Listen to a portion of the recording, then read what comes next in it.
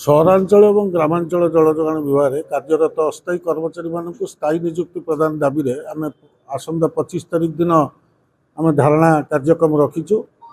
एथिरे बहु संख्यार लोक जोगदेवे। ओडिशार 30 जिलूर समस्त डिविजन कर्मचारी मान जोगदेवे।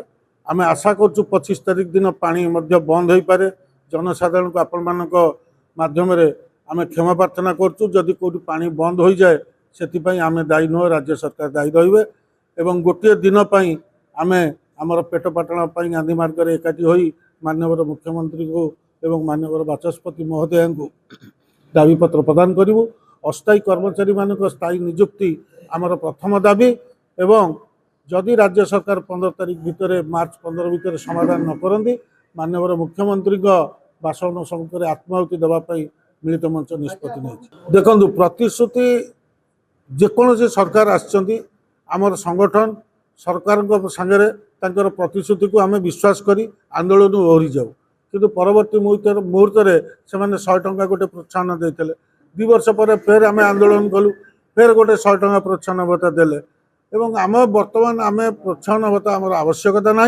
आमको दया करी 5% आमको कौन इनसेंटिव दवा दरकार ना, 10% इनसेंटिव दरकार ना। आमको स्थायी नियुक्तिर आवश्यकता अच्छी। जल जोगाण कर्मचारी जल जोगाण विभाग गोटे अत्यावश्यक सेवा संस्था। यह 4.5 कोटी जनसाधारण को सकाळु राति पर्यंत 24 घंटा सेवा आम जोगाऊँ। आमर हक अच्छी। आम हक पाई आम माननीय मुख्यमंत्री को अनुरोध करूँ आपण मानक माध्यम जे से आमर अल्प पिला मात्र 1600 पिला को नियुक्ति देई 10 कोटी टंका मात्र खर्च हम सरकार 10 कोटी टंका गोटे बड़ टंका नुहे।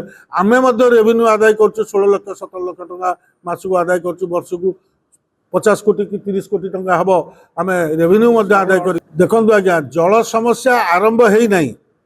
ये पंचायत राज मंत्री एवं नगर उन्नयन मंत्री आमर 2 जन जाक मंत्री जल समस्या विषय तांकर अभिज्ञता बहुत कम। नुआ मंत्री होती जल समस्या से जानी ना कौन हो।